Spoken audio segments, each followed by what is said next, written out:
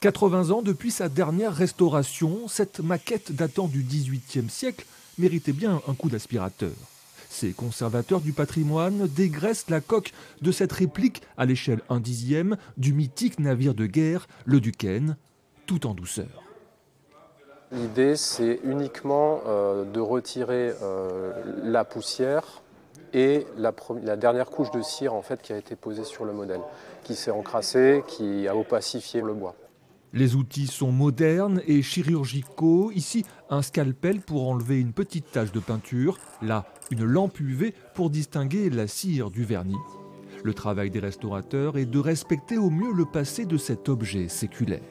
Il ne faut pas dénaturer l'objet. Si on dénature l'objet en le changeant, en enlevant son histoire, eh ben c'est plus le même objet, c'est plus la même histoire. Donc s'il a eu des vernis différents, des cires différentes, on va soit les alléger, soit les retirer, soit les conserver, mais pour que toute son histoire reste le plus proche de ce qu'il a vécu. La maquette révèle ses secrets au plus profond de ses entrailles, pour le plus grand plaisir de ces orfèvres du bois. On est un peu émerveillé par la technicité des artisans qui ont fabriqué ces structures, qui étaient eux-mêmes d'ailleurs bien souvent charpentiers de marine. Donc là, on a aussi des indications techniques vraiment de première main sur la structure des bateaux de l'époque, quoi.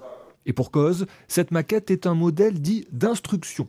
Aucun but décoratif, conçu à l'époque pour former les marins de la Royale, l'ancêtre de la marine nationale. C'était vraiment des moyens d'apprendre pour eux la configuration d'un navire, la manipulation, la navigation, comment le navire est constitué, etc. C'est vraiment les simulateurs de l'époque, si on peut dire. La restauration de ce témoin de l'histoire de la marine devrait durer 2 ans, le prix de sa longévité à travers les siècles.